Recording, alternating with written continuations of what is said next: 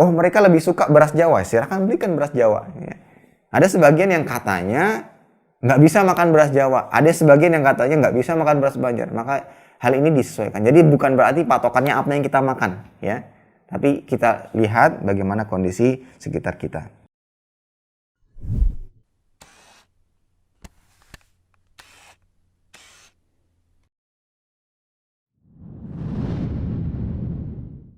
Bismillahirrahmanirrahim. Assalamualaikum warahmatullahi wabarakatuh. Alhamdulillahi ala ihsanih wa syukru lahu ala taufiqihi wa amtinanih. Wa ashhadu an la ilaha illallah wahdahu la syarika lahu ta'ziman sya'nih. Wa ashhadu anna Muhammadan abduhu wa rasuluhu ad-da'i ila ridwanih. Sallallahu alaihi wa ala alihi wa sahbihi wa sallama tasliman katsira, amma ba'd.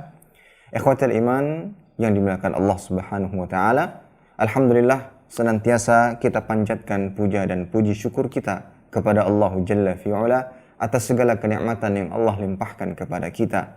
Salawat dan salam senantiasa kita haturkan kepada junjungan kita Nabi Muhammad sallallahu alaihi wasallam beserta kerabat beliau, para sahabat dan orang-orang yang senantiasa terus-menerus berada di jalannya sampai hari kiamat kelak. Ikhwatal iman, kaum muslimin dimuliakan Allah Subhanahu wa taala. Pembahasan kita pada pagi hari ini yaitu zakat fitrah dan salat Id. Dan insyaallah mudah-mudahan waktu yang kita miliki cukup untuk membahas kedua pembahasan di atas. Baik, yang pertama kita akan bahas seputar zakat fitrah. Apa itu zakat fitrah? Zakat fitrah adalah zakat yang wajib ditunaikan setelah menyelesaikan ibadah puasa di bulan Ramadan, sebagai pembersih bagi hamba-hamba yang berpuasa dari segala perbuatan-perbuatan yang sia-sia. Maka itu tujuan daripada disyariatkannya, diwajibkannya zakat fitrah. Jadi kita mengeluarkan zakat setelah menyelesaikan ibadah di bulan Ramadan. Penyebutan zakat fitrah ataupun zakatul fitr, kedua hal di atas tidak dipermasalahkan. Memang dalil menyebutkan zakatul fitri. Akan tapi sebagian ulama juga menyebutkan zakat fitrah karena tujuan daripada zakat ini adalah untuk mengembalikan manusia kembali kepada fitrahnya, membersihkan jiwa dari perbuatan dosa. Baik, apa hukumnya?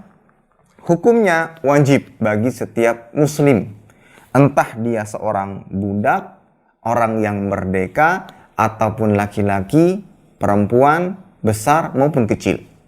Sebagaimana hadis yang disampaikan oleh Ibnu Umar radhiyallahu taala anhu, beliau berkata, "Faradha Rasulullah sallallahu alaihi wasallam zakatal fitri sa'an min tamr aw sa'an min sya'ir 'alal 'abdi wal hurri wal dzakari wal untha was saghiri wal kabir minal muslimin wa amara biha an tuadda qabla khurujin nas ila shalah." Hadis diriwayatkan oleh Imam Bukhari.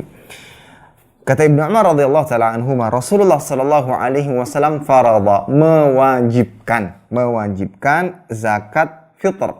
Satu sok kurma atau satu sok gandum kepada setiap budak atau orang merdeka, laki-laki atau perempuan, anak maupun orang dewasa dari kalangan kaum muslimin. Beliau memerintahkan untuk ditunaikan sebelum masyarakat berangkat salat Id. Maka setiap muslim memiliki kewajiban untuk mengeluarkan zakat fitr atau zakat fitrah. Kemudian dalil yang kedua dari Ibnu Abbas radhiyallahu taala anhu, beliau mengatakan, "Faradha Rasulullah sallallahu alaihi wasallam zakatal fitri tuhratan lis-shaim minal lagwi war rafath wa tu'matan lil masakin. Man addaha qabla as-salah fahiya zakatun maqbulah wa man addaha ba'da as-salah fahiya sadaqatun minas sadaqat." Kata Ibnu Abbas radhiyallahu taala anhu, Rasulullah sallallahu alaihi wasallam mewajibkan zakatul fitr, mewajibkan zakat fitr. Sebagai apa? Tuhratan lis-shaim, sebagai pembersih orang yang berpuasa dari lagwi, kelalaian, ya, warrafath, perkataan-perkataan yang tidak baik, ya, wa tu'matan lil masakin, dan memberi makan bagi orang-orang miskin agar mereka juga bisa merasakan kebahagiaan seperti yang dirasakan oleh orang-orang yang mampu. Man addaha qabla shalah, barang siapa yang menunaikannya sebelum salat, maka itu zakat yang diterima. Dan barang siapa yang menunaikannya ba'da sholat, maksudnya ba'da sholatil id, sholat id, maka dia adalah sedekah dari sedekah-sedekah yang ada, tidak termasuk daripada zakat fitr yang disyariatkan dalam Islam. Baik, dari kedua hadis di atas dapat kita simpulkan bahwa hukum mengeluarkan zakat fitrah itu wajib bagi setiap muslim, ya, entah dia laki-laki, perempuan, budak, merdeka, anak-anak ataupun orang dewasa, semuanya memiliki kewajiban untuk menunaikan zakat fitr. Nah, dari dalil di atas ikhwatal iman dapat kita simpulkan syarat wajib zakat fitrah. Apa saja? Ada 3. Yang pertama yaitu Islam. Dia beragama Islam, ya. Maka memiliki kewajiban untuk mengeluarkan zakat seperti yang kita katakan, baik laki-laki, perempuan, dewasa atau anak-anak, ya budak ataupun merdeka, semuanya memiliki kewajiban untuk mengeluarkan zakat fitrah. Bagaimana dengan anak-anak? Bagaimana dengan budak yang mungkin tidak memiliki harta untuk dikeluarkan, ya? Maka jawabannya kepala keluarga yang menanggung nafkah mereka, dialah yang memiliki kewajiban untuk mengeluarkan zakat fitrah atas nama mereka. Kepala keluarga punya anak 10, ya 10-10-nya dikeluarkan zakat fitrah. Kecuali mereka sudah mampu, punya penghasilan, punya pekerjaan, maka masing-masing mengeluarkan zakatnya masing-masing. Itu yang syarat yang pertama, dia harus beragama Islam. Kemudian yang kedua, memiliki bahan makanan lebih dari 1 sok. Misalkan dia punya makanan 1 sok, ya, 1 sok itu sekitar 2,75 kilo, ya, bahan pokok makanan. Dia miliki makanan tersebut untuk malam hari raya, untuk besok paginya. Kemudian ada kelebihan dari 1 sok, maka itu yang dizakati dan dia termasuk orang yang memiliki kewajiban untuk mengeluarkan zakat fitrah. Baik, kemudian yang ketiga, telah masuk waktu wajibnya zakat, dan insya Allah nanti kita akan bahas kapan mengeluarkan zakat fitrah. Dan dari syarat-syarat di atas ikhwatal iman dapat kita simpulkan, ada kalanya orang yang berhak menerima zakat fitrah tetap memiliki kewajiban untuk mengeluarkan zakat fitrah, ya. Dia ini orang yang berhak menerima zakat fitrah, akan tapi dia juga memiliki kewajiban untuk mengeluarkan zakat fitrah. Orang miskin tetap wajib mengeluarkan zakat fitrah atau zakatul fitr. Kenapa? Baik, perhatikan. Dalam zakat mal, ya, memang ada batasan harta minimal yang dimiliki, yang dikenal sebagai nisab, ya, yaitu sekitar 85 gram emas. Apakah ketentuan di atas juga berlaku pada zakat fitrah? Dalam arti orang yang mengeluarkan zakat fitrah harus memiliki harta 85 gram senilai itu. Apakah demikian? Maka jawabannya tidak. Kenapa? Karena beda zakat dan beda aturan. Berapa nisab zakat fitrah? Nah, kalau kita kembalikan kepada hadis-hadis yang setelah kita bacakan di atas, yaitu 1 sok.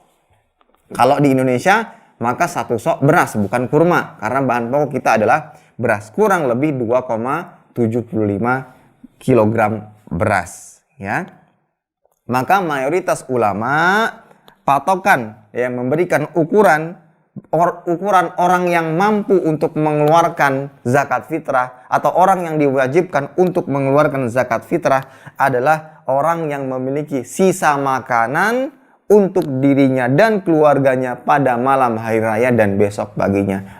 Kurang lebih sekitar 1 sok, lebih dari 1 sok. Dan disebutkan dalam sebuah riwayat Ali bin Abi Thalib radhiyallahu taala anhu, dari Nabi sallallahu alaihi wasallam bersabda, "Man sa'ala mas'alatan an dhahri ghinan istakthara biha min radfi jahannam." Barang siapa yang meminta-minta sementara dia memiliki sesuatu yang mencukupinya, maka dia telah memperbanyak api neraka. Kemudian para sahabat bertanya, "Wahai Rasulullah sallallahu alaihi wasallam, apa ukuran sesuatu yang mencukupi? Yang mencukupi keluarga, mencukupi rumah tangga, apa ukurannya?" Maka kata Nabi sallallahu alaihi wasallam, "Asya'ulailah," yaitu dia memiliki sesuatu yang mengenyangkan selama sehari semalam, ya.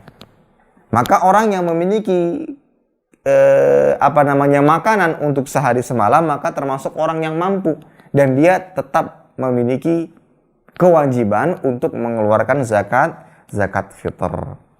Dan Imam Ahmad pernah ditanya tentang seorang yang wajib mengeluarkan zakat fitrah, idza kana indahu fadlu qutin yaumin at'am. Jika dia memiliki sisa makanan satu hari, maka wajib mengeluarkan zakat. Dan Imam Ibnu Qudamah rahimahullah taala bila mengatakan wala tajibu illa bi syartain ahaduhuma an yafdila an nafaqatihi wa nafaqata iyalihi yaumal 'ain wa lailatihi sa' lianna nafaqah aham fatajibul bada'ah biha liqauli Nabi sallallahu alaihi wasallam ibda binafsik wa biman ta'ul. Zakat fitri tidak wajib kecuali dengan dua syarat. Salah satunya dia memiliki sisa makanan untuk dirinya dan keluarganya pada malam dan siang harinya sebanyak 1 sa'. Nah, itu batasannya. Kalau memiliki kelebihan maka dia termasuk seseorang yang diwajibkan untuk mengeluarkan zakat fitrah. Walaupun dia juga termasuk orang yang berhak menerima zakat fitrah. Dan Imam Ibnu Qudamah beliau memberikan perincian. Di antara perincian yang beliau sebutkan tentang orang-orang yang memiliki kewajiban untuk mengeluarkan zakat ataukah tidak. Yang pertama, jika dia memiliki sisa 1 sa', jika tersisa 1 sa', ya, dari kebutuhan makanan sehari semalam ketika hari raya, maka dia membayar 1 sa' tersebut sebagai zakat untuk dirinya sendiri. Misalnya cuma ada 1 sa', nggak ada kelebihan sama sekali, cuma ada 1 sa'. Maka 1 sa' tersebut ya dia berikan untuk dirinya sendiri sebagai zakat untuk dirinya sendiri. Sebagaimana sabda Nabi sallallahu alaihi wasallam, ibda binafsik wa biman ta'ul. Mulailah dari dirimu sendiri dan orang yang kamu tanggung nafkahnya. Karena nggak punya apa-apa lagi, cuma 1 sa', ya, cuma 1 sa'. Kemudian yang kedua, jika tersisa lebih, misalkan 2 sa', ya, misalkan tersisa lebih 2 sa', maka 1 sa' berikutnya itulah yang diberikan kepada orang-orang yang membutuhkan, ya. Jadi kalau punya 2 sa', 1 sa' untuk dirinya dan keluarganya, ya 1 sa' yang lainnya maka bisa diberikan kepada yang lainnya. Jika sisanya kurang dari 1 sa', ya, kan dia punya 1 sa', punya kelebihan, tapi kelebihan tersebut kurang dari 1 sa', dalam arti tidak masuk ukuran, maka di sini para ulama berbeda pendapat. Ada yang tetap mengatakan wajib ditunaikan dengan apa adanya, dan ada yang mengatakan tidak wajib ditunaikan karena belum memenuhi syarat 1 sa'. Baik, Allahu a'lam bishawab. Itu beberapa perincian yang disebutkan oleh Imam Ibnu Qudamah rahimahullah. Jadi pada intinya jangan menganggap saya ini miskin, saya ini orang yang berhak mendapatkan zakat fitrah, tapi dia punya kelebihan lebih dari 1 sa', lebih dari 2,75 kg beras, sehingga dia tidak mengeluarkan zakat fitrah. Ini tidak benar. Keluarkan, ya, keluarkan. Walaupun kelak dia juga akan mendapatkan zakat fitrah dari orang-orang lain. Baik. Kemudian yang selanjutnya, ya ikhwatal iman, azanallahu ikum jami'an, niat zakat fitrah. Ada nggak niat zakat fitrah? Jawabannya ada. Jangan salah paham. Tidak ada niat zakat fitrah, tidak ada niatnya. Apa niatnya? Ikhlas karena Allah Subhanahu wa taala. Innamal a'malu binniyat. Orang yang ingin zakat fitrah harus ikhlas. Kalau ingin amal tersebut diterima oleh Allah Azza wa Jalla dan berusaha mengikuti tuntunan yang dicontohkan oleh Nabi Muhammad sallallahu alaihi wasallam. Nah, kalau pertanyaannya ada nggak lafadznya kalau ingin mengeluarkan zakat fitrah, maka sebagaimana yang sempat kita jelaskan di pertemuan sebelumnya, sebagaimana dikatakan Imam Nawawi rahmatullah, an-niyah mahalluhal qalb. Niat itu letaknya di dalam hati, bukan dilafadzkan, ya. Seseorang melafadzkan niat, tapi hatinya tidak meniatkan, maka tidak sah. Karena patokan utamanya apa yang ada di dalam hati, dan apa yang dipraktikkan oleh Nabi Shallallahu Alaihi Wasallam pun demikian. Allah Taala alam bisawab. Nah, sekarang baru masuk kepada waktu membayar zakat fitrah. Ya, waktu membayar zakat fitrah. Baik, perlu difahami bahwasanya waktu membayarkan zakat fitrah itu dibagi menjadi 2. Yang pertama waktu afdal atau waktu wajib. Yang kedua waktu boleh. Ya, waktu afdal atau waktu wajib, yang kedua adalah waktu boleh. Waktu afdolnya atau waktu wajibnya itu kapan? Yaitu pagi hari raya. Di hari raya di pagi harinya sebelum orang-orang keluar untuk melaksanakan sholat Id. Sebagaimana disebutkan dalam riwayat Ibnu Umar radhiyallahu taala anhuma, anna Nabi sallallahu alaihi wasallam amara bi zakatil fitr qabla khurujin nas ila shalah. Nabi sallallahu alaihi wasallam memerintahkan zakat fitrah untuk dibayarkan sebelum masyarakat berangkat sholat Id. Ini adalah waktu yang afdal, ya, waktu yang afdal atau waktu yang wajib. Karena itu batasan terakhir, ya, untuk mengeluarkan zakat fitrah. Adapun yang kedua, waktu yang dibolehkan. Waktu yang dibolehkan ini ada berdasarkan riwayat dari Nafi'. Kana Ibnu Umar radhiyallahu taala anhuma yu'tiha alladhi yaqbalunaha wa kanu yu'tuna qabla al-fitr bi yawmin aw yawmain. Ibnu Umar radhiyallahu taala anhuma beliau membayar zakat fitrah kepada panitia penerima zakat fitrah, ya. Dan mereka para sahabat menyerahkan zakat fitrah sehari atau 2 hari sebelum hari raya. Maka dari keterangan riwayat ini bahwa sehari atau 2 hari, ini ada asar, sehari atau 2 hari itu adalah waktu yang diperbolehkan, ya, waktu yang diperbolehkan. Dan ada pula ulama lain, di antaranya Syekh bin Baz rahimahullah, beliau mengambil pendapat bahwa boleh 3 hari, sebagaimana yang ditemukan dalam riwayat Imam Malik. Beliau mengatakan, akhbarani Nafi' anna Ibnu Umar kana yab'atsu bi zakatil fitr ila alladhi tajma'u indahu qabla al-fitr bi yawmain aw thalathah. Nafi' mengabarkan kepadaku bahwa Ibnu Umar membayarkan zakat fitrah untuk orang-orang yang serumah dengan beliau 2 atau 3 hari sebelum hari raya Idul Fitr. Syekh bin Baz rahimahullah beliau mengambil boleh 3 hari. Ya, boleh 3 hari. Nah, maka itu dua waktu yang diperbolehkan. Yang pertama waktu afdal, yaitu pada hari raya di pagi hari sebelum orang-orang keluar sholat Id. Dan yang kedua adalah waktu yang boleh sehari, 2 hari, dan sebagian mengambil pendapat boleh 3 hari. Baik, sekarang bagaimana dengan awal Ramadan? Dalam arti mengeluarkan zakat fitrahnya dari awal Ramadan. Mungkin dengan alasan adanya pandemi, adanya wabah, adanya corona, adanya COVID-19, ya.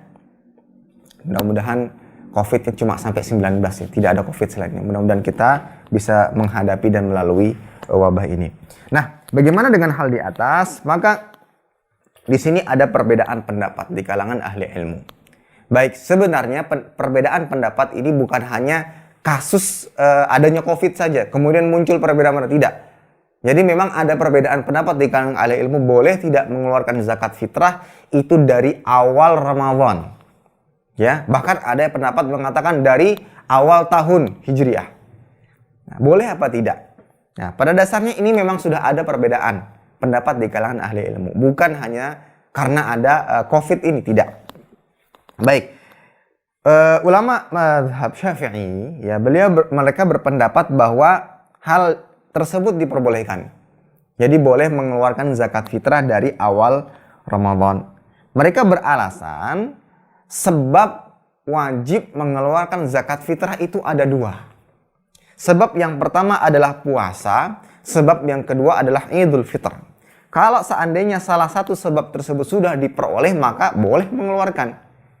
Awal Ramadan kita sudah mulai puasa, berarti salah satu sebab sudah didapatkan, maka silahkan mengeluarkan zakat fitrah. Ya, silahkan mengeluarkan zakat fitrah.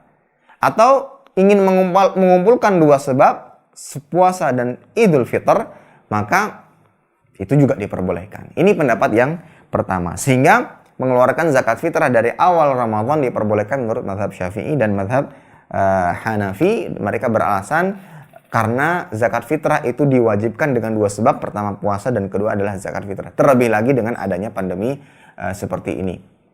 Baik. Kemudian dalil yang kedua, ya. Pendapat yang kedua, pendapat yang kedua adalah tidak boleh. Dalam arti ada batasan-batasan yang telah disebutkan oleh dalil, yaitu paling tidak 1, 2, atau 3 hari menurut pendapat Syekh bin Baz rahimahullah berdasarkan riwayat yang disebutkan tadi. Ya, itu batasannya dan tidak boleh lebih dari itu. Baik. Kenapa? Karena beberapa alasan. Yang pertama, sebab disyariatkannya zakat fitrah itu hanya satu, yaitu apa? Idul Fitr. Sehingga zakat ini disandarkan kepada fitr, ya. Disandarkan kepada fitr, dan para ulama mengistilahkan idhafatu syai' ila sababihi, penisbatan sesuatu kepada sebabnya. Zakat fitrah. Nah, zakatul fitr, zakatnya saja sudah disandarkan kepada al-fitr, sehingga sebab zakat itu bukan puasa, tapi sebabnya adalah fitr, ya. Maka Allahu a'lam bissawab. Ini juga yang diambil oleh pendapat Syekh Muhammad bin Shalih Al-Utsaimin rahimahullah, ya. Kemudian alasan yang kedua, tujuan dari zakat fitrah ini apa? Kalau kita kembalikan kepada hadis yang sudah kita bacakan, tuhratan lis-shaim minal lagwi warrafath wa tu'matan lil masakin, untuk membersihkan jiwa orang yang berpuasa. Ya, mungkin tatkala dia puasa banyak sekali kekeliruan, kesalahan yang dilakukan. Sudah berusaha semaksimal mungkin, ternyata ada kekurangan. Maka dibersihkan, disucikan dengan zakat fitrah. Maka sehingga zakat fitrah itu di akhir, karena tujuan tersebut. Kemudian tujuan yang lain, wa tu'matan lil masakin, memberi makan orang-orang miskin. Sehingga mereka di hari fitr yang seharusnya bahagia, gembira, mereka juga memiliki sesuatu yang bisa dimakan, ya. Mereka memiliki sesuatu yang bisa dimakan, sehingga juga mereka merasakan kegembiraan yang sama. Naam. Bahkan ada riwayat, man addaha qabla shalah fahiya zakat maqbulah wa man addaha ba'da shalah fahiya shadaqatun minas shadaqat. Maka dari keterangan atau alasan di atas, ikhwatal iman azanallahu jami'an, maka Allahu a'lam bishawab, pendapat yang lebih mendekati kebenaran bahwa zakat fitrah hanya boleh dikeluarkan dengan dua waktu, waktu afdal atau waktu yang boleh. Waktu afdal di hari raya, di pagi hari sebelum orang-orang sholat. Yang kedua adalah satu, dua, atau 3 hari, sebagaimana dalil-dalil yang kita sebutkan. Kecuali jika ingin menitipkan kepada lembaga-lembaga yang amanah. Dalam arti Anda belum menyalurkan zakat kepada orang miskin secara langsung, tapi Anda titipkan kepada lembaga-lembaga tertentu. Ya, misalkan ada lembaga atau masjid-masjid di sekitar kita ingin membantu kaum muslimin dalam menyalurkan zakat fitrah kepada orang-orang yang membutuhkan atau orang-orang yang berhak. Karena kita mungkin tidak memiliki data yang cukup siapa gerangan yang termasuk orang-orang yang berhak, takutnya salah alamat nantinya. Maka kita titipkan. Nah, jika kita niatkan demikian, kita berikan kepada lembaga-lembaga yang amanah insya Allah, maka dalam hal ini tidak ada batasan waktu. Jadi mungkin sepekan, apalagi panitia terkadang membutuhkan waktu untuk mengumpulkan, ya, membutuhkan waktu untuk, kalau seandainya batasan waktunya 1, 2, 3 hari dengan jumlah penduduk yang cukup banyak, mungkin agak kerepotan, ya. Hanya saja mereka harus menyerahkannya dengan batasan waktu yang disebutkan oleh syariat. Tidak boleh lebih dari itu. Allah taala alam, wallahu taala alam bissawab. Yang terpenting tidak boleh menunda pembayaran zakat sampai setelah sholat. Kalau setelah sholat maka dia tidak dianggap sebagai zakat fitrah, tapi dianggap sebagai sedekah dari sedekah-sedekah yang ada. Allahu a'lam bishawab. Baik. Kemudian selanjutnya, zakat fitrah yang dikeluarkan itu hanya makanan pokok. Dalam arti tidak boleh diganti dengan uang, ya. Ada sebagian orang yang mungkin lebih simpel dengan uang. Capek nyari beras, capek harus ke pasar, uang saja, transfer saja. Ya, bagaimana dengan demikian? Maka jawabannya Allahu a'lam bishawab, pendapat yang lebih mendekati kebenaran adalah harus dibayarkan dengan bentuk bahan makanan, ya, yang disesuaikan dengan keumuman masyarakat setempat. Kalau seandainya tinggalnya di Arab, mungkin dengan kurma, karena mungkin bahan pokok di sana kurma. Kalau tinggalnya di Indonesia, ya sudah beras, ya. Nah, adalah dengan beras. Sebagaimana disebutkan dari riwayat Abu Sa'id Al-Khudri radhiyallahu taala anhu, beliau mengatakan, "Kunna nukhriju fi ahdi Rasulillah sallallahu alaihi wasallam yaumal fitri sa'an min ta'amin." Kami mengeluarkan zakat fitrah pada zaman Rasulullah sallallahu alaihi wasallam dengan 1 sok bahan makanan. Baik, bahan makanan. Dan lihat, hadis ini umum. Bukan so'an min tamr, so'an min syair, tapi disebutkan so'an min ta'am, 1 sok bahan makanan. Ya, lebih umum. Ya sudah disesuaikan dengan makanan-makanan yang ada di daerah-daerah tertentu. Di Indonesia menggunakan beras, ya. Di Indonesia menggunakan beras. Seperti itu. Dan disebutkan ta'am bukan uang. Nah. Dan pada dasarnya ikhwatal iman, di masa Nabi Shallallahu alaihi wasallam mungkin sudah ada uang. Ya, ada uang-uang. Kalau seandainya hal tersebut diperbolehkan, maka Nabi Shallallahu alaihi wasallam pun memperbolehkannya. Namun ternyata tidak ditemukan hal demikian, tidak ditemukan riwayat demikian. Sehingga pendapat yang terkuat dalam masalah ini adalah zakat fitr itu dikeluarkan dengan bahan pokok, bukan dengan uang. Karena di masa Nabi Shallallahu alaihi wasallam tidak pernah ditemukan adanya perintah atau izin dari Nabi Shallallahu alaihi wasallam untuk para sahabat, untuk kaum muslimin mengeluarkan zakat fitrah dengan uang. Padahal di masa itu sudah terdapat uang-uang, baik itu dirham ataupun dinar.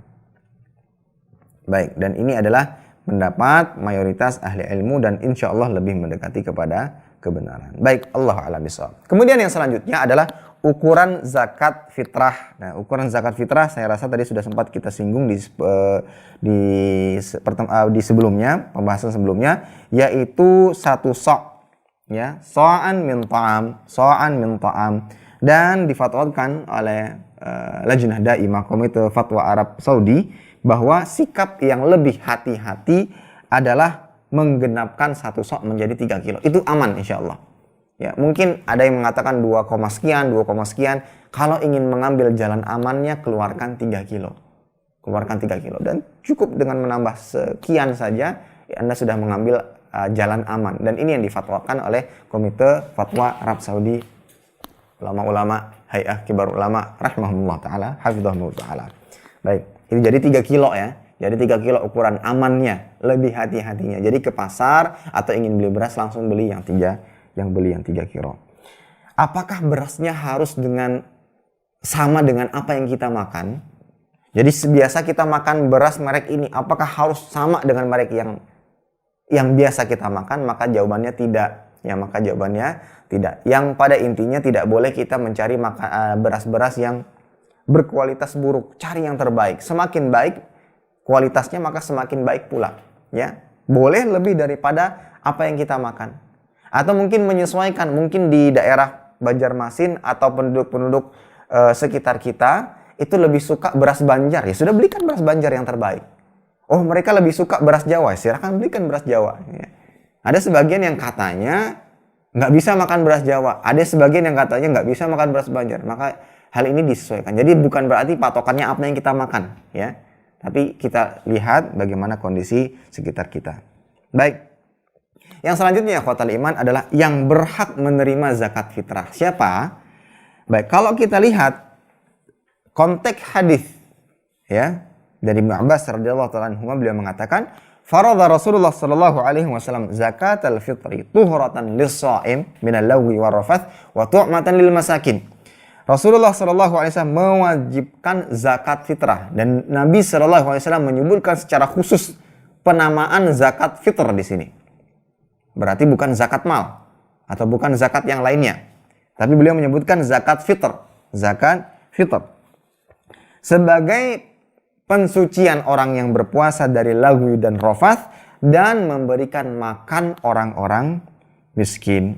Maka kata Imam Asy-Syaukani rahimahullah taala, wa fihi dalilun ala annal fitrata tusrafu fil masakin duna ghairihim min masarifiz zakah. Maka pernyataan di atas, dalil di atas menunjukkan bahwa zakat fitrah hanya diserahkan kepada fakir miskin dan bukan asnaf atau golongan penerima zakat selain mereka. Kenapa? Karena Nabi SAW menyebutkan secara khusus. Faradha Rasulullah SAW zakatal fitri. Nabi SAW mewajibkan zakat fitrah. Dan di antara tujuannya, tu'matan lil masakin, untuk memberi makan orang miskin. Ini disebutkan. Kalau seandainya Nabi mengatakan faradha Rasulullah SAW zakatan, zakat secara umum, maka mungkin masuk pada golongan-golongan yang lainnya. Tapi di sini disebutkan secara khusus zakat fitrah untuk orang-orang miskin. Nah, baik. Bagaimana dengan golongan 6 golongan yang lainnya. Karena ada terdapat dalil dari dalam surat At-Taubah ayat 60, innamas shadaqatu lil fuqara'i wal masakin wal 'amilina 'alaiha, dan seterusnya, ya. Maka kalau kita lihat ayat di atas menerangkan 8 golongan orang yang berhak menerima zakat. Akan tapi zakat yang dimaksud pada ayat di atas itu adalah zakat yang secara umum, ya, memang disebutkan adalah zakat secara umum. Maka apakah zakat fitrah juga masuk pada zakat di atas? Nah, maka di sini para ulama berbeda pendapat. Ada yang mengatakan iya, zakat fitrah juga diserahkan kepada yang lainnya. Apalagi ada yang berpendapat zakat fitrah boleh dengan uang, pada akhirnya diserahkan kepada lembaga tertentu, masjid misalnya. Ya, apakah hal demikian benar ataukah tidak? Maka kalau kita lihat dalil-dalil yang ada, ikhwatal iman, maka saya lebih condong kepada pendapat yang pertama, yaitu bahwa zakat fitrah ini hanya diserahkan kepada orang-orang miskin, fakir dan miskin, ya. Karena tadi kalau kita lihat tujuan daripada zakat fitrah, tu'matan lil masakin, memberi makan kepada orang-orang miskin. Bahkan ada terdapat riwayat dari Ibnu Umar radhiyallahu taala anhuma, Rasulullah sallallahu alaihi wasallam memerintahkan zakat fitrah untuk dibagikan dengan tujuan apa? Kata beliau, cukupi kebutuhan mereka agar tidak minta-minta pada hari ini, pada hari kebahagiaan kaum muslimin. Tujuannya itu, ya, agar mereka tidak minta-minta. Jadi kalau kita lihat tujuan yang diinginkan dalam syariat dari pensyariatan zakat fitrah, itu lebih tepat kalau dikatakan bahwasanya zakat fitrah diberikan kepada orang-orang miskin, ya, bukan golongan yang lainnya. Berbeda dengan zakat mal. Boleh tidak memberikan zakat fitrah atau zakatul fitr kepada keluarga? Ya, boleh apa tidak? Maka jawabannya boleh, bahkan bisa dikatakan lebih afdol, ya. Karena apa? Karena Nabi sallallahu alaihi wasallam mengatakan dalam memberikan zakat kepada keluarga yang miskin, inna sadaqah al miskin sadaqah wa ala dzirrahim ithnatan sadaqah wasilah. Orang yang memberikan sedekah zakat kepada orang miskin maka dinilai zakat. Tapi kalau diberikan kepada kerabat yang miskin maka dinilai 2. Pertama zakat, dan yang kedua adalah silaturahmi. Akan tapi dengan syarat kerabat kita termasuk orang miskin dan bukan orang yang wajib kita nafkahi. Baik itu saudara, ya, paman, bibi, maka diperbolehkan untuk kita zakati selama mereka masuk syarat orang-orang miskin dan bukan termasuk orang yang wajib dinafkahi. Jadi misalkan Anda ingin mengeluarkan zakat fitrah, kemudian Anda kebingungan mau mengeluarkan ke siapa, ya. Coba perhatikan terlebih dahulu di deretan keluarga, baik keluarga dekat ataupun keluarga jauh, entah sepupu sekali, 2 kali, 3 kali, 4 kali. Perhatikan terlebih. Jangan-jangan di antara keluarga ada yang membutuhkan, ya. Maka kita serahkan kepada keluarga-keluarga kita. Bahkan dinilai 2 hal. Yang pertama sedekah, zakat. Yang kedua dinilai sebagai menyambung silaturahmi kembali. Maka kita mendapatkan 2 pahala. Wallahu ta'ala bishawab. Dan tatkala kita ingin menyerahkan kepada orang miskin, boleh kita serahkan ke satu orang miskin. Boleh, ya. Misalkan satu keluarga ini terdiri dari 5 anggota keluarga, suami, istri, 3 anak misalnya. Menyerah 5 tersebut menyerahkan kepada satu orang miskin. Boleh apa tidak? Maka jawabannya boleh. Sebagaimana yang dijelaskan dan diterangkan oleh Syekh Shalih Fauzan hafizahullah taala. Nah, bagaimana ke panti asuhan? Boleh nggak menyerahkan zakat fitrah ke panti asuhan? Maka jawabannya ikhwatal iman, panti asuhan tentunya yang mengayomi anak yatim. Kalau kita lihat dari definisi anak yatim itu apa? Al yatim man mata abuhu wa huwa dunal buluk.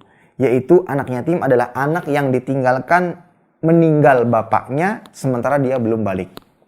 Itu pengertian yatim.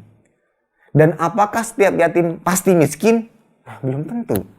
Bisa jadi ada anak-anak yatim yang memiliki warisan yang banyak dari orang tuanya. Hanya saja karena dia tidak memiliki keluarga, tapi dia punya warisan, akhirnya dikelola, ditampung di panti asuhan. Maka kalau ingin menyerahkan kepada panti asuhan, maka perhatikan ini, jangan sampai kita salah alamat, ya, jangan sampai kita salah alamat. Kalau seandainya kita serahkan panti asuhan dan kita pastikan semuanya adalah orang-orang miskin, maka dipersilahkan, ya. Dipersilahkan. Tapi khawatirnya kalau seandainya ada di antaranya adalah orang-orang kaya. Allahu a'lam bishawab. Kemudian tatkala menyerahkan itu tidak ada doa khusus. Tatkala menyerahkan zakat fitrah tidak ada doa-doa khusus yang diajarkan dalam Islam dalam tatkala menyerahkan. Jadi serahkan dengan niat ikhlas karena Allah Azza wa Jalla. Baik, kemudian yang selanjutnya ikhwatal iman, kita agak percepat. Zakat fitrah dibayarkan di mana? Di sekitar, di luar daerah, atau bahkan di luar negeri? Mana yang lebih tepat? Maka jawabannya adalah didistribusikan, diserahkan kepada orang-orang miskin yang berada di daerah orang-orang yang membayarkan zakat. Karena zakat fitrah ini mengikuti jiwanya. Di mana dia bertempat tinggal, maka di sekitar itulah dia mengeluarkan zakat fitrah. Kalau kita lihat perintah Nabi SAW kepada Mu'adz tatkala diutus ke Yaman, beliau mengatakan fa akhbirhum annallaha aftarada alaihim zakatan fi amwalihim tu'khadhu min ghaniyihim faturaddu ala faqirihim. Zakat harta yang harta tersebut diambil dari orang-orang kaya di antara mereka dan dikembalikan atau diberikan kepada orang-orang miskin di kalangan mereka. Ini ada tujuan bahwasanya perhatikan orang-orang yang ada di sekitar terlebih dahulu. Jangan sampai kita memberikan jauh-jauh sementara orang-orang yang ada di sekitar kita kelaparan. Nah, ini tidak tepat. Maka para ulama mengatakan yang lebih tepat adalah memperhatikan orang-orang yang ada di sekitar. Zakat fitrah diberikan kepada orang-orang yang ada di sekitar. Misalkan panitia masjid, perhatikan terlebih dahulu orang-orang di sekitar, ya, sekitar masjid, atau mungkin siapa yang sering berjamaah di masjid, ya, yang dikenal, orang yang kita kenal, penduduk-penduduk yang ada di sekitar, itu yang lebih kita perhatikan terlebih dahulu. Akan tetapi kalau ada maslahat, misalnya mungkin daerah yang kita tinggali ini sama sekali tidak ditemukan orang miskin, kaya raya semuanya mengeluarkan zakat, sama sekali tidak ada yang berhak, maka pada saat itu boleh kita kita berikan ke daerah lain atau bahkan ke negara lain. Apakah yang kita kirimkan beras, kita beli beras kemudian kita kirimkan, maka tidak perlu, bisa dikirimkan uang. Namun kita titipkan kepada lembaga-lembaga yang amanah. Ini saya berikan uang, tolong berikan beras untuk sejumlah sekian orang, nanti tolong diberikan kepada orang-orang miskin pada waktu yang telah ditetapkan. Baik. Kemudian pembahasan terakhir tentang zakat fitrah, yaitu zakat fitrah pada janin. Apakah disyariatkan, diwajibkan, disunahkan? Maka jawabannya adalah hukumnya sunnah. Ya, hukumnya sunnah, ya, sebagaimana yang diperbuat atau dilakukan oleh sahabat Utsman bin Affan radhiyallahu taala anhu, sebagaimana dikatakan oleh Ibnu Hazm, wala yu'raf li Utsman fi hadza makhalif min as-sahabah, tidak diketahui dari perbuatan Utsman ini adanya perselisihan dari sahabat yang lainnya. Maka diperbolehkan untuk mengeluarkan zakat fitrah untuk janin yang masih ada di dalam perut. Allahu a'lam bishawab. Baik, alhamdulillah itu pembahasan zakat dan itulah pembahasan pertama kita. Baik, sekarang kita beralih kepada salat Id. Ya, kita beralih kepada pembahasan salat Id. Baik. Pertama, hukum salat Id. Berbicara tentang hukum salat Id, maka tidak kita pungkiri ada perbedaan pendapat di kalangan ahli ilmu. Dan pendapat yang masyhur dari kalangan ulama itu ada 3. Yang pertama, salat Id itu sunnah. Ya, salat Id itu sunnah. Dan ini pendapat jumhur ulama atau mayoritas ulama. Kemudian yang kedua mengatakan fardu kifayah. Ya, yang dalam arti kalau sudah dikerjakan oleh sebagian kaum muslimin maka gugur kewajiban bagi kaum muslimin yang lainnya. Yang ketiga fardu ain. Kalau fardu ain ini berarti setiap muslim wajib berangkat untuk salat Id. Wajib bagi kaum muslimin untuk salat Id. Nah, mana pendapat yang kuat? Baik. Kalau kita perhatikan dalil-dalil berikut yang akan kita sampaikan, ya. Seperti yang pertama, Rasulullah SAW terus-menerus melakukan salat Id. Terus-menerus melakukan salat Id. Kemudian Nabi SAW memerintahkan kaum muslimin untuk keluar rumah. Sifatnya adalah perintah. Nabi Shallallahu Alaihi Wasallam perintahkan kaum muslimin untuk keluar rumah untuk menunaikan sholat Id. Bahkan wanita-wanita haid sekalipun diperintahkan untuk keluar. Hanya saja mereka diperintahkan untuk menjauhi sholat, dalam arti tidak mengikuti sholat. Mungkin berada di soft-soft yang paling belakang. Ya. Sebagaimana hadis dari Ummu Atiyah, beliau mengatakan amarona, Nabi Shallallahu Alaihi Wasallam an nukhrija fil idain al awatiq wa zawatil khudur wa amaral huyat an ya'tazilna musallal muslimin. Nabi Shallallahu Alaihi Wasallam memerintahkan kepada kami pada salat Id agar mengeluarkan para gadis yang mungkin baru beranjak dewasa dan wanita-wanita yang dipingit, begitu pula wanita-wanita yang sedang haid. Namun mereka diperintahkan untuk menjauhi tempat sholat atau menjauhi sholat. Wanita-wanita saja yang yang haid, yang sedang dipingit, itu saja diperintahkan untuk sholat. Ya tentunya dengan menjaga aturan syariat, tidak boleh berdandan dan semisalnya. Ya, aturan tidak boleh bertabarruj, ya, berminyak wangi.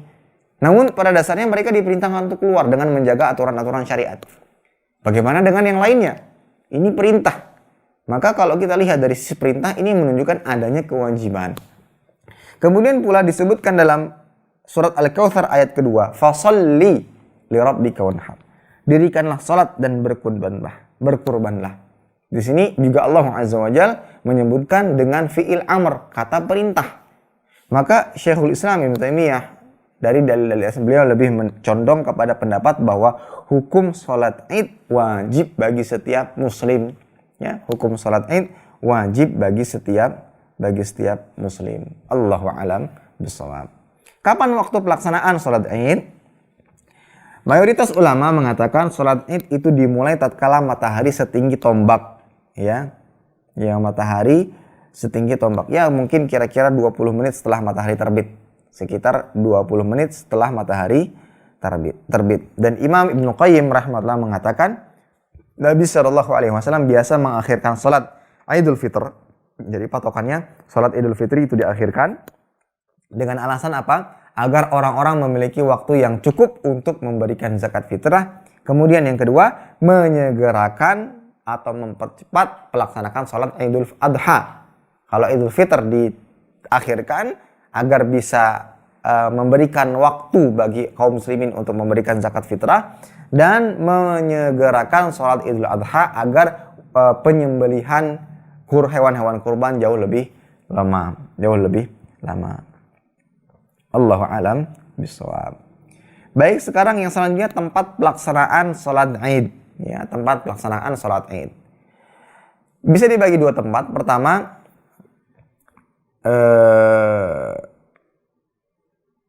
yaitu di Masjidil Haram, ya, di Masjidil Haram ataupun di Masjidin Nabawi. Yang kedua adalah di masjid-masjid yang lainnya. Kalau di masjid-masjid yang lainnya, maka lebih utama ini dilakukan di tanah lapang, lebih afdol dilakukan di tanah lapang, ya. Kecuali ada uzur seperti hujan, maka baru dilaksanakan di sholat di masjid. Kalau tidak ada uzur, maka seperti kayak di Indonesia atau di negara-negara yang lainnya, maka lebih utama dilaksanakan di tanah lapang. Sebagaimana riwayat dari Abu Sa'id Al-Khudri, karena Rasulullah sallallahu alaihi wasallam yakhruju yaumal fitr wal adha ila al-musalla fa awwalu syai' yabda'u bihi shalah. Nah, bahwa Nabi sallallahu alaihi wasallam keluar menuju lapangan ketika Idul Fitr dan Idul Adha, pertama yang beliau lakukan adalah salat, ya.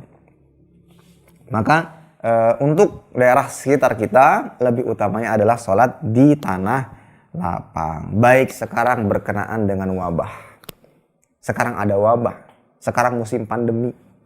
Apa yang kita lakukan? Apakah kita melaksanakan salat di tanah lapang, ya, atau bagaimana? Maka dalam hal ini tentunya dengan melihat kebijakan dari pemerintah, keputusan dari pemerintah yang lebih mengedepankan maslahat yang berkaitan erat dengan jiwa manusia, maka berlakulah kaidah darul mafasid muqaddam ala jalbil masalih. Mencegah bahaya itu lebih didahulukan daripada mendatangkan maslahat, ya. Maka Allahu a'lam bishawab, kita tidak melaksanakan salat Id di tanah lapang. Namun hal ini tentunya berkaitan pula dengan apa yang menjadi arahan pemerintah, keputusan pemerintah yang berkenaan tentang penanganan COVID-19 atau corona ini. Ya. Tapi kalau seandainya memang di luar sana masih berbahaya, yang bisa mendatangkan bahaya bagi jiwa, mendatangkan bahaya bagi diri kita dan keluarga kita, maka sebaiknya tidak kita lakukan. Kenapa? Dar'ul mafasid muqaddam 'ala jalbil masalih. Mencegah madarat itu jauh lebih diutamakan, didahulukan daripada mendatangkan maslahat. Nah, sekarang pertanyaannya, kalau tidak kita lakukan di tanah lapang bersama kaum muslimin yang lainnya, boleh tidak dilakukan di rumah? Terlebih lagi mereka yang memiliki atau mengambil pendapat bahwasanya sholat Id itu wajib. Ya, sholat Id itu wajib. Sebagaimana sholat berjamaah di masjid, sholat Jumat wajib. Bisa kita ganti di rumah kan? Nah, bagaimana dengan sholat Id? Boleh nggak diganti? Boleh nggak diqadha di rumah? Maka dalam hal ini ikhwatul iman ada perbedaan pendapat. Ada yang mengatakan tidak ada, ya, tidak bisa diqadha. Ada yang mengatakan boleh, tapi dikiaskan dengan sholat Jumat. Ya. Kalau sholat berjamaah bersama kaum muslimin 2 rakaat, tapi kalau di rumah jadi 4 rakaat. Sebagaimana ada riwayat dari Abdullah bin Mas'ud. Beliau mengatakan, man fatahul id falyusalli arba'an wa man fatahul jum'ah falyusalli arba'an. Barang siapa yang luput sholat id maka dia sholat 4 rakaat. Dan barang siapa yang luput sholat Jumat maka dia sholat 4 rakaat.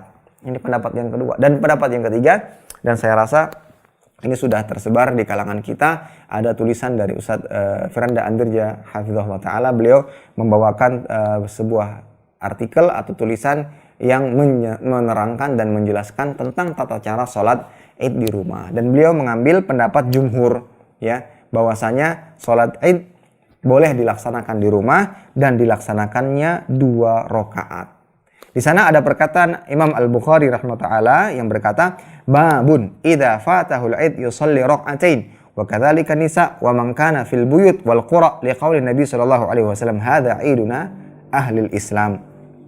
Bab jika seorang terluput dari salat Id maka ia salat 2 rakaat, ya, 2 rakaat. Demikian juga para wanita dan orang-orang yang ada di rumah-rumah dan juga di kampung-kampung. Hal ini berdasarkan sabda Nabi sallallahu alaihi wasallam, hadza iduna ahlul Islam. Ini adalah hari raya kita kaum muslimin, dalam arti semuanya berhak mendapatkan kegembiraan, kebahagiaan, menjalankan syariat, ya, salat Id, ya. Maka berdasarkan penjelasan di atas, dan ini adalah pendapat yang beliau jumhur, maka Allahu a'lam bishawab, saya mengambil pendapat ini. Jadi kita salat di rumah berjumlah 2 rakaat. Namun tidak perlu khutbah, ya, tidak ada khutbah setelah salat tersebut. Allahu a'lam bishawab. Tapi kalau ada sebagian yang mengambil pendapat yang lain, maka tentunya dalam hal ini kita lebih berlapang dada. Yang jelas kita memilih apa yang lebih kuat, ya, dan tentunya apa yang dijelaskan oleh para asatidzah atau para ulama. Nah, bagaimana cara pelaksanaannya? Bagaimana pelaksanaan salat Id? Baik. Yang pertama, tidak ada sholat qobliyah dan ba'diyah. Ya, sholat Id tidak ada qobliyah dan ba'diyah. Ya, sebagaimana sabda atau dari Ibnu Abbas radhiyallahu taala anhu, ia berkata, anna Rasulullah sallallahu alaihi wasallam kharaja yaumal adha au fitr fa shalla rak'atain lam yusalli qablaha wala ba'daha. Nabi sallallahu alaihi wasallam keluar pada hari raya Idul Adha dan Idul Fitr, kemudian salat 2 rakaat, yaitu salat Idnya, dan beliau tidak sholat qobliyah ataupun ba'diyah. Kemudian juga tidak ada azan dan iqamah. Ya. Nanti jangan sebagai kepala keluarga minta anaknya, nak qomat sholat Id. Nggak ada, ya. Nggak ada azan pula. Ya. Wala azan bi ghairi azan wala iqamah. Tidak ada azan dan iqamah. Kemudian tata cara sholatnya, pertama sama takbiratul ihram, sebagaimana sholat-sholat yang lainnya. Kemudian yang kedua disunahkan menambah dengan takbir zawaid namanya. Sebanyak 7 kali takbir di rakaat pertama, 5 kali takbir di rakaat kedua. Sebagaimana yang disebutkan dalam sebuah hadis yang diriwayatkan oleh Imam Abu Dawud, anna Nabi sallallahu alaihi wasallam kabbara fi Id thintai asyrata takbiratan, sab'an fil ula wa khamsan fil akhirah. Walam yusalli qablaha wala ba'daha. Nabi sallallahu alaihi wasallam bertakbir pada salat Id itu 12 takbir. 7 takbir pada rakaat pertama dan 5 takbir pada rakaat kedua. Para ulama sepakat untuk 5 takbir pada rakaat kedua itu selain takbiratul intiqal, ya. Selain daripada takbiratul intiqal. Jadi tatkal dari sujud mau takbir ke atas kan takbir tuh. Ya. Jadi 5-nya itu selain takbiratul intiqal, takbir perpindahan. Jadi 5 murni 5. Nah, yang jadi perbedaan pendapat ini adalah takbir yang 7 di rakaat pertama. Apakah termasuk takbiratul ihram ataukah tidak? Imam Syafi'i atau mazhab Syafi'i, beliau mengatakan selain daripada takbiratul ihram, sehingga totalnya 8. Namun pendapat yang lainnya, mazhab Maliki, termasuk takbiratul ihram. Jadi takbiratul ihram 1, sisanya adalah 6. Jadi jumlah totalnya adalah 7.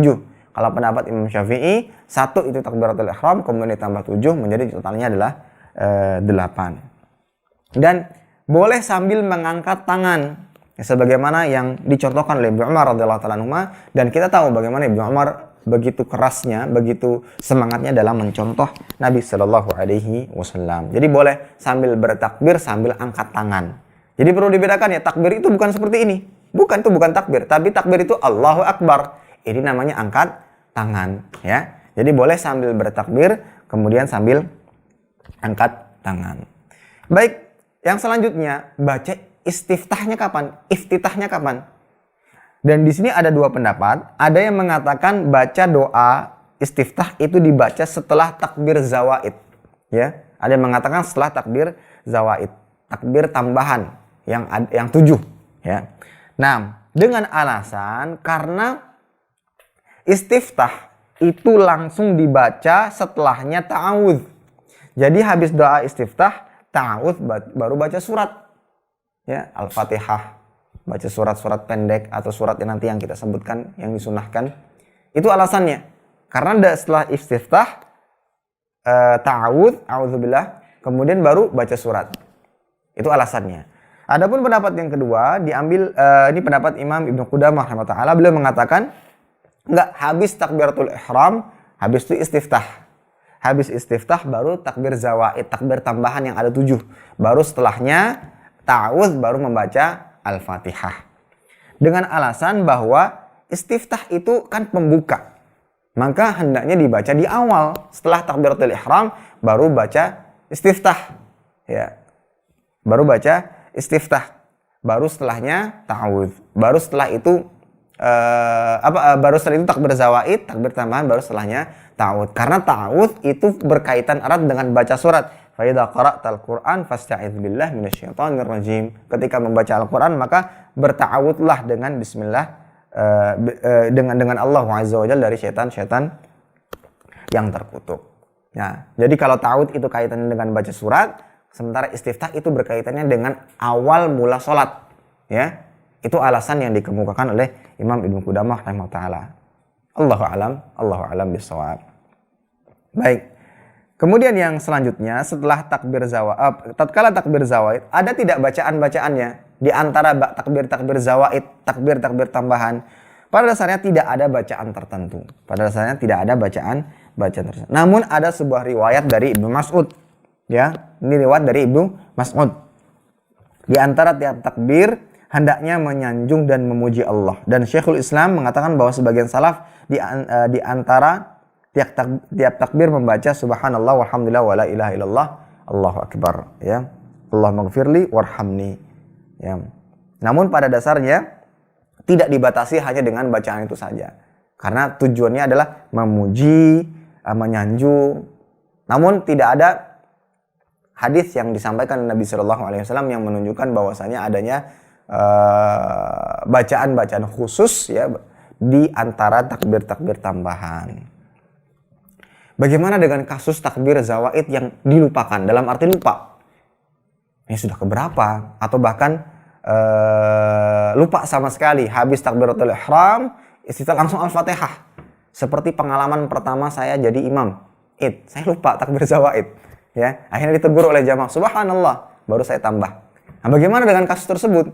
Apakah nantinya sujud sahwi? Atau bagaimana? Maka jumhur ulama ikhwatal iman, takbir zawaid itu sunnah. Kalau lupa, ya sudah, tinggalkan, langsung baca Al-Fatihah dan tidak perlu sujud sahwi. Kalau seandainya lupa, Ya, kalaupun ingat tatkala Al-Fatihah nggak perlu diulang. Ya, karena jumhur ulama mengatakan bahwasanya itu adalah sunnah, dan jika lupa ya ditinggalkan dan tidak perlu sujud sahwi. Nah, setelah takbir zawaid baru membaca Al-Fatihah, kemudian membaca surat-surat yang lainnya. Disunahkan baca surat Qaf dan surat Al-Qamar, atau surat Al-A'la dan surat Al-Ghasyiyah, atau surat-surat yang dihafal, ya. Surat-surat yang dihafal. Baik, kemudian setelah itu, setelah membaca surat seperti biasa, ruku, i'tidal, sujud dan seterusnya, kemudian bangkit kembali, baru takbir zawaid lagi, takbir yang 5 di rakaat kedua. Kemudian baca surat Al-Fatihah, baca surat yang kita hafal atau sesuai dengan sunnah yang diajarkan. Setelah itu mengerjakan gerakan-gerakan seperti biasa, selesai, salam, kemudian tidak ada khutbah setelahnya, ya. Jadi itu tata cara sholat Id di rumah. Dan walaupun di rumah, nanti mungkin berdasarkan arahan-arahan yang ada, dan tentunya sudah dikeluarkan fatwa dari MUI Indonesia bahwasanya kalau seandainya kondisi tidak memungkinkan untuk sholat di tanah lapang atau mungkin di masjid, berdasarkan fatwa yang kita ketahui bahwasanya kita diperbolehkan, difatwakan boleh untuk sholat di rumah. Nah, walaupun di rumah tetap disyariatkan untuk bertakbir, ya, takbir pada hari raya, yaitu dimulai pada malamnya. Ya, di malam hari raya kita bertakbir, walitukmilul iddata walitukabbirullaha ala ma hadakum wa la'allakum tashkurun, dan hendaknya kamu mencukupkan bilangannya, dan hendaklah kamu mengagungkan Allah Azza wa Jalla atas petunjuknya yang diberikan kepadamu supaya kamu bersyukur. Kita bertakbir, bukan berarti di rumah sepi, kita bertakbir. Suami, istri, ya, anak-anak bertakbir, hidupkan. Yang mungkin di setiap rumah nanti akan terdengar suara takbir. Tetap kita bisa merasakan kebahagiaan di hari raya walaupun di tengah-tengah pandemi, ya. Bisa dengan takbir 2 kali atau mungkin juga 3 kali, karena terdapat dua riwayat di atas. Allahu Akbar, la ilaha illallah, Allahu Akbar, atau Allah Akbar, Allahu Akbar, dan semisalnya. Allah Akbar. Baik, dan sebelum sholat Id, ikhwatal iman, disunahkan juga mandi terlebih dahulu, ya. Disunahkan mandi terlebih dahulu. Kemudian makan kurma dengan jumlah yang ganjil, sebagaimana terdapat riwayat dari Anas bin Malik, karena Rasulullah SAW la yaghdu yaumal fitri hatta ya'kula tamarat wa ya'kuluhunna witra. Adalah Nabi SAW tidaklah berangkat dari rumah pada hari raya Idul Fitr hingga beliau makan beberapa butir kurma, dan beliau memakannya dalam jumlah yang ganjil, ya. Jadi tetap walaupun sholatnya di rumah nanti sesuai dengan arahan pemerintah, tetap ya kita mengamalkan apa yang disunahkan. Mandi menggunakan minyak wangi, pakaian yang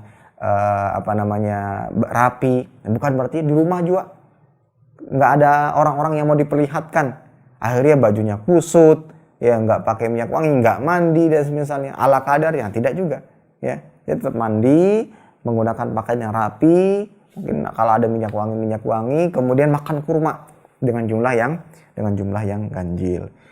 Kemudian dan juga disyariatkan untuk saling mengucapkan selamat hari raya Idul Fitri, ya. Hanya saja dalam kondisi saat ini yang nggak perlu jabat tangan lah, ya, cukup mengucapkan selamat hari raya Idul Fitri, atau bisa mengucapkan atau saling mengucapkan doa taqabbalallah minna wa minkum, ya.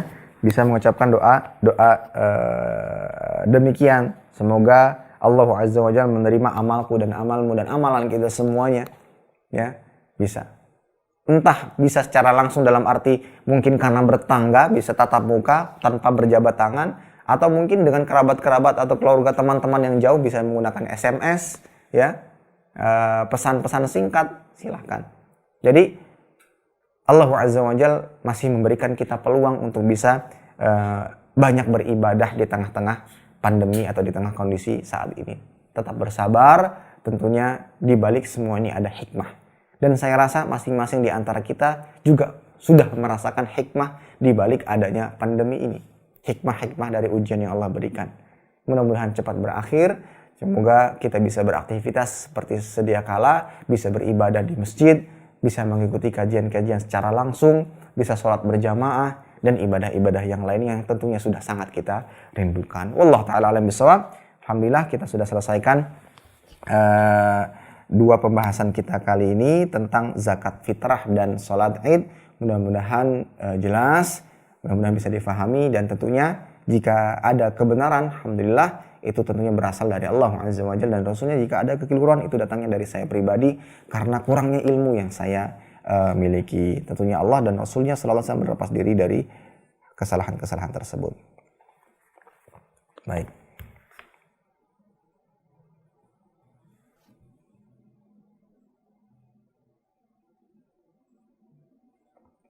Baik.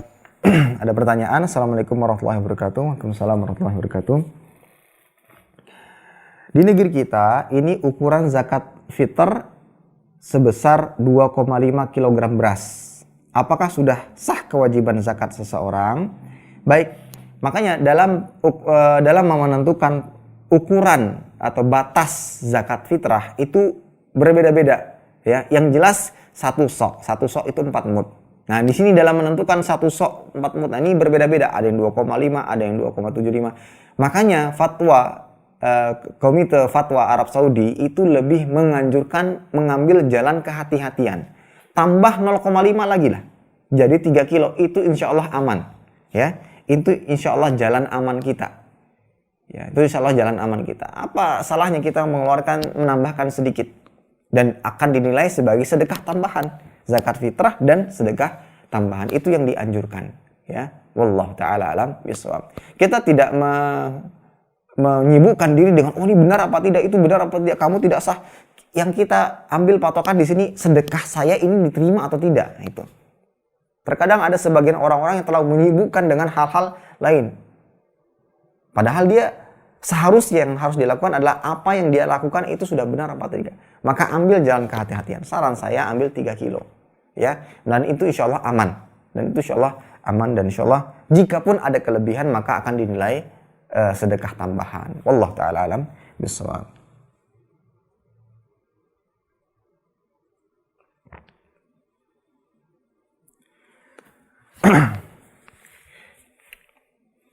Assalamualaikum Ustaz, mau tanya apakah bayi di dalam kandungan ibu setelah ditiupkan roh kepada jasadnya oleh Allah Azza wa Jalla, info yang saya dapat umur kandungan 4 bulan, apakah wajib zakat fitrah? Terima kasih Ustaz. Maka seperti yang kita sampaikan tadi, janin yang ada dalam kandungan memang ada perbedaan pendapat entah dia sudah sampai ditiupkan ruhnya ataukah tidak. Namun kalau kita lihat dari athar dari Utsman bin Affan radhiyallahu ta'ala anhu bahwa beliau melakukan hal demikian. Namun para ulama atau jumhur ulama mengatakan sunnah, tidak sampai kepada wajib. Kita disunahkan untuk mengeluarkan zakat fitrah bagi janin yang masih ada di dalam kandungan. Karena kalau seandainya patokan yang wajib ataukah tidak, walaupun sudah ditiupkan ruh, belum ada kepastian, ya, apakah dia lahir dengan selamat ataukah tidak. Karena ketetapan hal tersebut hanya di tangan Allah Azza wa Jalla. Mungkin prediksi-prediksi manusia, oh ini insya Allah selamat, oh ini insya Allah tidak.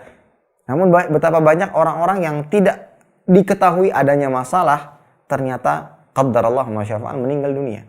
Ya, maka dari itu ikhwatal iman, dalam hal ini sunnah. Ya, boleh disunahkan untuk mengeluarkan zakat fitrah bagi janin yang masih ada di dalam kandungan. Wallahu ta'ala a'lam bishawab. Bismillah, orang tua saya memberi zakat dalam bentuk uang ke kantor tempat ayah bekerja, yang mana kemungkinannya uang itu dibelikan beras baru dibagikan. Bagaimana hukumnya? Jadi boleh kita menitipkan kepada lembaga-lembaga tertentu, kantorkah atau masjid atau yang lainnya, berbentuk uang ataupun beras. Hanya saja harus diyakinkan bahwa mereka ini amanah membelikannya beras, ya, mereka yang belikan beras, kemudian mereka menyerahkan kepada fakir miskin berbentuk beras. Itu harapannya itu. Makanya harus diberikan kepada orang-orang yang amanah yang kita percaya. Jangan sampai malah diberikan uang. Walaupun terkadang pikiran singkat kita, sederhana kita, mungkin saja mereka perlunya uang. Orang miskin perlu uang sekarang. Mungkin saja demikian. Ya, nanti kalau tertumpuk beras banyak di rumahnya akan merepotkan. Nah, mungkin ada sebagian orang berpikiran demikian. Ya. Tapi kita tidak bisa berbicara tentang syariat dengan akal-akalan kita. Nabi SAW di masa beliau sudah ada uang, tetapi tetap mengeluarkan zakat dengan bahan pokok. Ya, terserah nanti setelah diberikan entah mau dijual lagi atau bagaimana, itu terserah mereka. Hanya saja kita berusaha mengikuti syariat sebagaimana yang dicontohkan oleh Nabi Shallallahu Alaihi Wasallam. Jadi kalau seandainya ingin menyerahkan uang tapi harus amanah, ya, dalam arti uang tadi harus dibelikan beras dan beras tersebut baru diserahkan kepada orang-orang miskin. Jika demikian maka tidak dipermasalahkan, ya, tapi harus amanah. Kalau seandainya kita ingin menyerahkan beras, ya mungkin ada nilai usaha, kita cari ke pasar, ya mungkin kita akan dapat pahala, ya. Ya, al-ajru ala qadril masyaqqah. Pahala itu disesuaikan dengan tingkat kesulitan. Ya mungkin kita akan capek-capek ke pasar, cari berasnya, cari yang terbaik, di sana ada nilai pahala. Baru berangkat dari rumah Anda ke pasar dengan niatan cari beras untuk zakat fitrah, itu sudah nilai pahala. Ada keringat Anda yang menetes di situ. Ada usaha Anda, maka akan mendapatkan pahala. Jangan pernah remehkan perbuatan ma'ruf walaupun itu kecil. Karena di situ ada pahala yang akan diberikan oleh Allah Azza wa Jalla. Allahu a'lam bishawab. Assalamualaikum warahmatullahi wabarakatuh. Assalamualaikum warahmatullahi wabarakatuh. Barakallahu fikum Ustaz. Fikum barakallah. Izin bertanya Ustaz. Saat ini kondisi kakak saya belum memiliki penghasilan karena banyak proyeknya yang dibatalkan. Dan saat ini hanya mengandalkan penghasilan istrinya sebagai ASN. Apakah kakak saya berhak mendapatkan zakat dari saya Ustaz? Jazakumullahu khairan. Baik. Ya seperti kita katakan, kalau seandainya dia termasuk orang yang miskin dalam arti kurang, ya, dalam arti kurang untuk memenuhi kebutuhannya, maka boleh kita berikan kepada dia. Walaupun dia kakak, walaupun dia saudara, selama bukan orang-orang yang kita tanggung nafkahnya, yang wajib kita nafkahi. Ya, kalau orang-orang yang wajib kita nafkahi, maka ya kita tidak berikan zakat, tapi kita harus menafkahinya. Ya.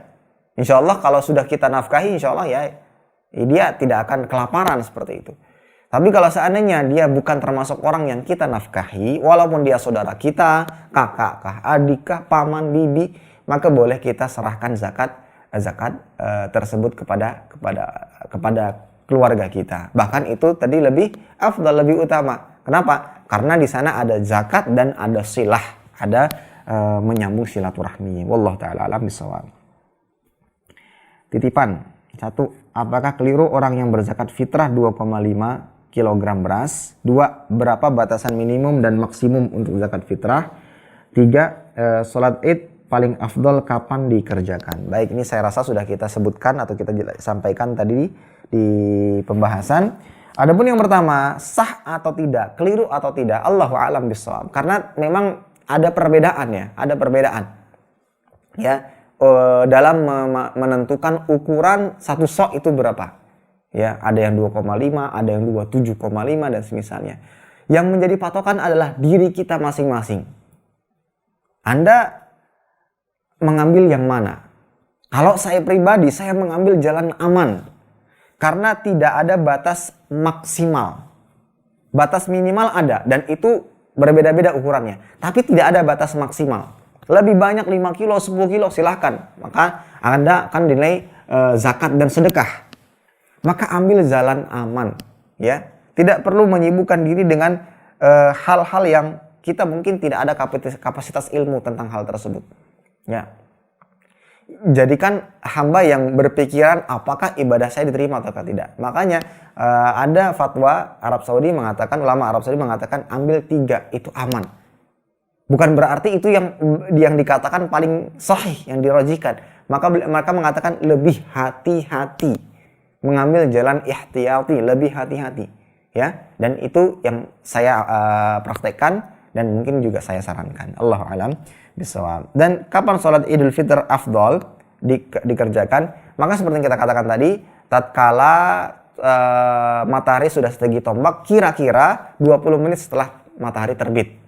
Namun Nabi Shallallahu Alaihi Wasallam biasa mengakhirkan sholat Idul Fitr dalam rangka untuk memberikan waktu kepada kaum muslimin memberikan zakat fitrah. Nah, mungkin kalau kondisi saat ini karena sholatnya di rumah, mungkin kita bisa ambil patokan tadi sekitar 20 menit setelah matahari terbit. Wallahu taala alam bishawab. Assalamualaikum warahmatullahi wabarakatuh. Ustaz, apa hukumnya zakat mal diberikan kepada anak yang sudah berkeluarga dari kebutuhan dan kebetulan anaknya pekerjaannya masih honor di instansi pemerintah? Syukran. Baik. Ikhwatal iman azanallahu jami'an. Jadi seperti yang kita katakan tadi, orang yang boleh kita berikan zakat itu bukan orang yang kita nafkahi. Ya, bukan yang kita nafkahi. Dan dia termasuk orang-orang yang miskin, yang sama sekali kekurangan. Baik itu zakat mal ataupun zakat fitrah. Karena Nabi SAW mengatakan tidak halal bagi orang menerima zakat, dalam hal ini zakat harta, sementara dia termasuk orang yang berkecukupan, dalam arti dia punya penghasilan yang cukup untuk dirinya dan keluarganya. Ya, jadi dua hal di atas. Kalau tidak termasuk orang yang dinafkahi maka silahkan. Kalau termasuk orang yang dinafkahi, yang wajib dinafkahi, maka tidak boleh kita berikan zakat. Dan dia harus termasuk orang yang miskin. Wallahu ta'ala alam bissawab. Assalamualaikum, mau tanya apakah boleh zakat fitrah dikasih 3 hari sebelum hari raya Id? Nah, seperti yang kita katakan tadi, ada 2 riwayat. Riwayat pertama mengatakan 1 atau 2 hari. Namun ada juga riwayat dari Nafi' Ibn Umar bahwasanya bahwasanya Ibnu Umar juga menyerahkan 2 atau 3 hari, dan Syekh bin Baz rahimahullah taala mengambil pendapat di atas boleh 3 hari. Wallahu taala alam bissawab. Ini jika Anda ingin menyerahkannya sendiri ya. Jika Anda ingin menyerahkannya sendiri. Tapi kalau seandainya Anda ingin menitipkan kepada panitia penerima zakat fitrah, ya baik di masjid atau tempat yang lainnya, maka tidak ada batasan tertentu. Ya, mungkin lebih dari 3 hari, 5 hari, sepekan sebelumnya silahkan. Tapi mereka panitia ini wajib mengeluarkannya dengan batasan tadi. Tapi kecuali jika Anda ingin menyerahkannya secara langsung, maka harus ikuti pada batasan yang telah ditentukan syariat. Wallahu ta'ala alam bissawab. Assalamualaikum warahmatullahi wabarakatuh. Apakah boleh kita memberikan zakat kita kepada orang yang masih bid'ah, belum sunnah, tapi dia tetangga kita? Syukran. Hamba Allah di Lampung. Masya Allah, dari Lampung. Baik, ikhwatal iman, memberikan zakat ya fitrah boleh, walaupun terkadang amaliyah mereka mungkin masih di luar daripada tuntunan syariat agama. Mudah-mudahan dengan hal tersebut menarik dan mendorong mereka untuk lebih mengenal Islam dengan benar. Ya, tidak ada aturan dalam Islam harus sama manhaj, enggak. Ya, mudah-mudahan itu sebagai dakwah. Dan kita tentunya dituntut berdakwah ya di jalan Allah Azza wa Jalla dengan perbuatan juga, sebagaimana perkataan Umar bin Khattab radhiyallahu taala anhu, kunu du'at ila Allah wa antum shaimitun. Jadilah kalian dai di jalan Allah Azza wa Jalla walaupun kalian diam. Ya, tatkala ditanya bagaimana cara berdakwah dengan cara diam, bi akhlaqikum, dengan akhlak kalian. Ya, mungkin dengan hal ini akan lebih melemahkan, melembutkan hati mereka, lebih mengenal Islam, lebih menerima kita. Jadi kita terkadang ya mungkin saya kaitkan sedikit dengan dakwah ya, dengan metode dakwah. Terkadang kita disibukkan dengan dakwah menyalahkan. Ya. Pertama yang harus kita perhatikan, bagaimana mereka menerima kita dulu. Mungkin dengan penampilan yang berjenggot, dengan celana yang cingkrang, tidak isbal, dengan cadar, dengan pakaian, mau nggak mereka menerima? Kalau diajak ngobrol, mereka mau tidak? Ketika disapa, mereka mau nggak sapa balik? Itu yang harus kita jadikan prioritas utama. Kalau seandainya sudah kena itu, dalam arti tentunya itu bisa kita dapatkan dengan akhlak kita, dengan perbuatan baik kita, maka setelah itu insya Allah kita berusaha dikit demi sedikit tanamkan tauhid dan seterusnya. Ya, ini harus difahami dengan betul bagaimana metode dakwah. Ya, mungkin ini dengan cara kita berikan zakat fitrah, kemudian nanti kita sampaikan nasihat agar mereka lebih bertawakal kepada Allah, sabar dengan ujian dan seterusnya. Mudah-mudahan itu sebagai pintu hidayah bagi mereka. Wallahu ta'ala alam bissawab.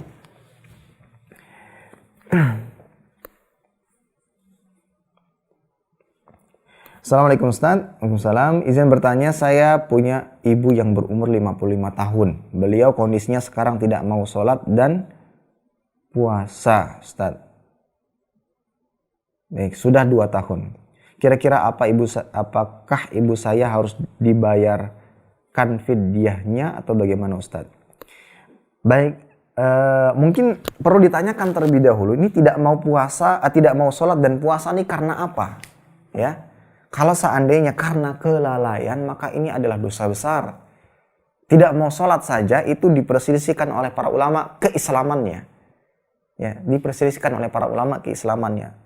Ini tidak puasa dan ini adalah dosa besar. Dan ancaman bagi orang yang tidak puasa seperti yang kita sampaikan tadi, disampaikan di pertemuan sebelumnya, dia akan disiksa, akan digantung, ya, di urat nadinya dan akan berlumuran dengan darah, dan ini adalah dosa besar. Maka kalau seandainya meninggalkan sholat, puasa karena malas, karena ini adalah dosa besar dan harus disampaikan, dinasehati pelan-pelan, ya, disampaikan. Anda sebagai anak tentunya tidak menginginkan keluarga kita, apalagi itu ibu kita sendiri, jatuh kepada dosa besar. Kita sampaikan pelan-pelan, ibu sholat bu, ya, sholat, kemudian puasalah semampunya. Ya, mungkin kalau seandainya memiliki penyakit, ya, seandainya memiliki penyakit parah, ya, memiliki penyakit parah, maka tetap sholat sesuai dengan kemampuannya, baik itu duduk ataupun rebahan. Jika tidak mampu menyentuh air, maka silakan tayamum. Namun untuk puasa baru boleh diganti dengan fidyah, ya. Kalau puasa baru diganti dengan fidyah. Tapi kalau seandainya bukan karena uzur syar'i, maka tidak ada pengganti, karena itu dosa, ya. Karena itu adalah perbuatan dosa. Pengganti itu diberikan keringanan bagi orang-orang yang memiliki uzur. Lantas apa faedahnya perintah untuk puasa sementara mereka bebas meninggalkan kemudian gampang, nanti ada gantinya, nanti ada qadha-nya. Tidak demikian. Ya, tidak demikian. Ya. Maka jika memang itu karena kemalasan, maka dinasehati. Tapi kalau karena uzur, untuk sholat tetap harus sholat sesuai dengan kemampuannya. Dan kalau puasa, jika memang tidak mampu, tidak puasa, baru diganti dengan fidyah sejumlah hari-hari yang ditinggalkan. 30 hari, maka 30 hari dia membayar fidyah. Wallahu ta'ala alam bishawab. Ustadz, apa bacaan di antara takbir sholat Id? Nah, kita katakan tadi tidak ada bacaan khusus. Namun ada riwayat, misalkan subhanallah, alhamdulillah, wala ilaha illallah, Allahu akbar, boleh. Tapi bukan khusus itu. Diam tidak masalah. Jika diam saja tidak masalah. Kalau ingin memuji Allah Azza wa Jalla, boleh entah dengan bacaan tadi ataukah yang pujian-pujian yang lainnya. Namun tidak ada dalil khusus yang mengkhususkan bacaan antara takbir zawaid di sholat Id, baik Idul Fitr atau Idul Adha. Assalamualaikum Ustaz, apakah kenapa zakat fitrah tidak boleh dengan uang? Ini sudah kita sampaikan. Tentunya dalam masalah ibadah, ikhwatal iman azanallahu jami'an, ini berkaitan erat dengan dalil, berkaitan erat dengan contoh dan teladan. Tidak bisa kita akal-akali dengan pikiran kita. Ya. Kalau seandainya ibadah itu dikaitkan dengan akal, dikaitkan dengan pikiran kita, dengan hawa nafsu kita, maka rusak agama ini. Tidak bisa. Makanya Ali bin Abi Thalib mengatakan, laukana dinu birra'i, kalau seandainya agama itu dengan akal, maka bawah sandal atau bawah khuf itu lebih tepat untuk diusap dibandingkan bagian atasnya. Dan ternyata dalam syariat mengusap khuf itu bagian atas yang diusap, bukan bagian bawah. Ini menunjukkan agama tidak bisa dikaitkan dengan akal. Zakat fitrah contoh dari Nabi SAW dengan bahan pokok. So' min ta'am. Mungkin ada yang mengatakan, kalau ikut contoh Nabi kan pakai kurma. Pakai kurma. Ini Anda juga bid'ah. Ini nggak paham ini dalam memahami dalil. Ya. Dalilnya ada secara umum tadi sebutkan so' min ta'am. Ta'am di sini maksudnya bahan pokok. Jadi disesuaikan dengan kondisi setempat kita. Ya, kalau kondisi setempat kita beras ya beras, jangan dikasih kurma. Nggak ada kurma bahan pokok di sini, bukan bahan pokok. Ya. Nah, contohnya seperti itu.